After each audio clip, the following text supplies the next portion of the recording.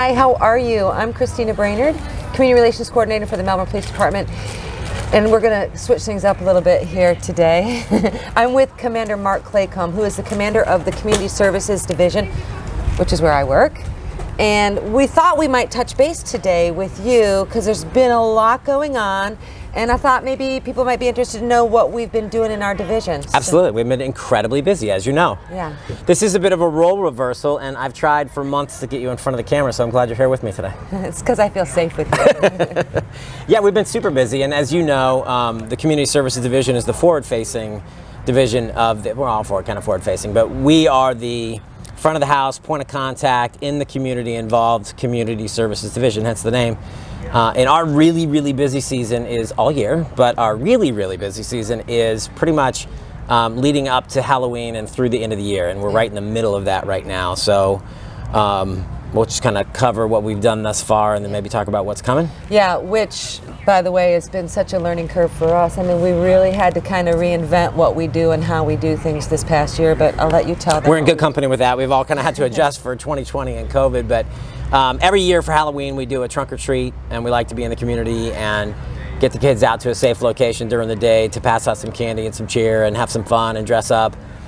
This year we had to adjust for COVID, and Christina was one of the masterminds behind the drive-through and the name, actually. You came up with the name, Quarantine-a-Ween. And we knew it was going to be a popular event. We had no idea how popular. And it was a resounding success. And that was not just us doing that. That was in conjunction with Parks and Rec. That was in conjunction with the fire department and other city services.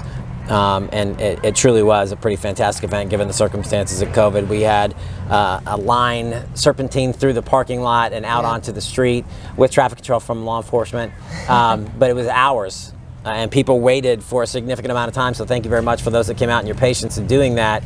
But we had a lot of people from no less than 3 departments in the city that were super excited to be there for you and had a ton of fun doing it. Yeah, it was great. The collaborative effort between Parks and Rec and the fire department and the police department and streets and stormwater. Amazing. I think so. That brings me to Thanksgiving, which obviously is a really busy time of the year as well. And one of the highlights of Thanksgiving is Dot Linson's Thanksgiving dinner. Tell us how that went. I mean, it is Dot Linson's Thanksgiving dinner. We're just there to help. Miss Dot was gracious enough to let us partake. She does an incredible job every year of providing food to families that might need a little bit of help and obviously have some fellowship. And this year she had to change because people weren't able to come and eat and have the meals. It was just basically a drive-through and providing that. And historically she feeds about 400 to 600 people on average, I think. And this year she facilitated 800 meals. And we were happy to be just part of that, and we were part of the assembly line, and clearly we were the slowest part of the assembly line, and the assembly line was very patient in including us into that, but it was a lot of fun, and it offered us the opportunity, even if it was from car to person, to have that connection and make sure that we were part of that outreach and part of that solution set to make sure that 800 families got food that maybe wouldn't have had it or had that much. Yeah, we did that at the Read and Feed. We helped Sandra Pelham out too. She does a Read and Feed every year, and I know that we helped deliver some foods there, hand them out, you know. And our community members are just being as creative as they possibly can too, because there's just such a need this year. Actually, I must say that we're at O'Galley Square at the band shell. We had a promotional ceremony out here. Another creative thing. This was our chief's idea, actually. He's like, why don't we do it outside? Great for social distancing.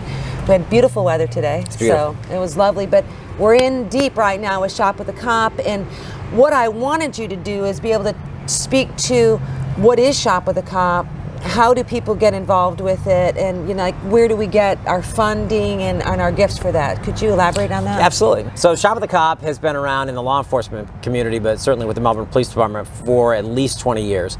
And that allows us the opportunity to have uniformed law enforcement officers and other staff members from the police department go to a local retail store. We partner with Walmart and meet the families that have been injected into the program and accepted, and actually go with the children to shop for gifts that they otherwise would not get for Christmas.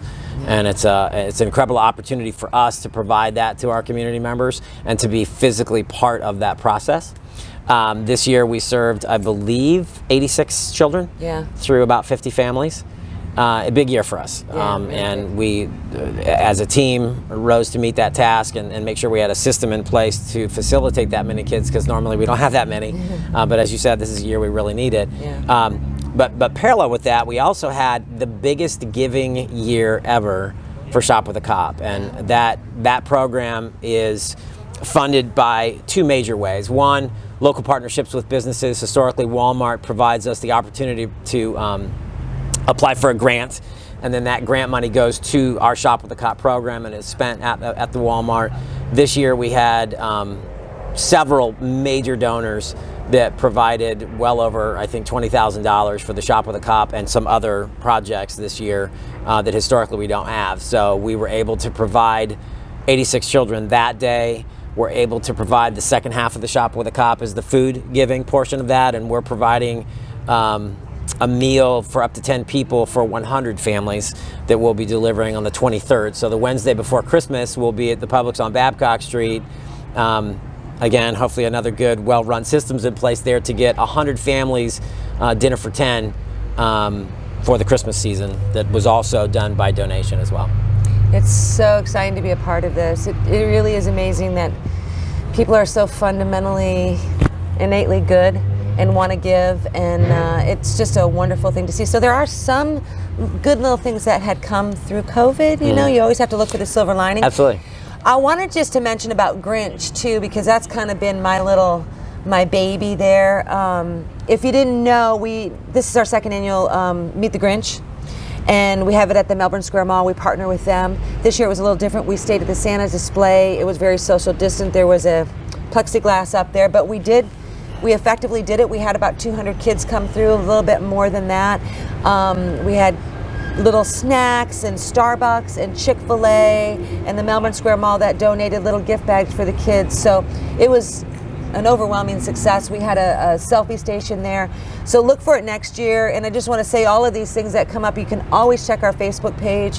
You can always check the City of Melbourne website as well. 2021.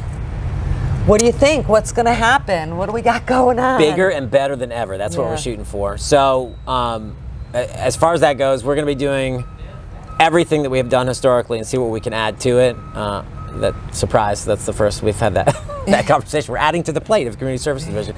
But the way we have discussed it and the way we are planning on it is we are planning on 2021 business as usual.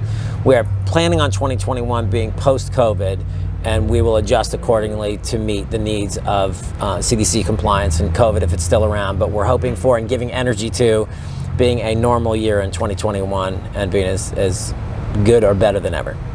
I think it will be. I have a good feeling about this one here. So remember all those events. Go to the city website, cityofmelbourne.org. You can go to Melbourne Police Department Facebook page. You can always hit me up. I'm going to put my information at the end of this, Christina.Brainard@MLBFL.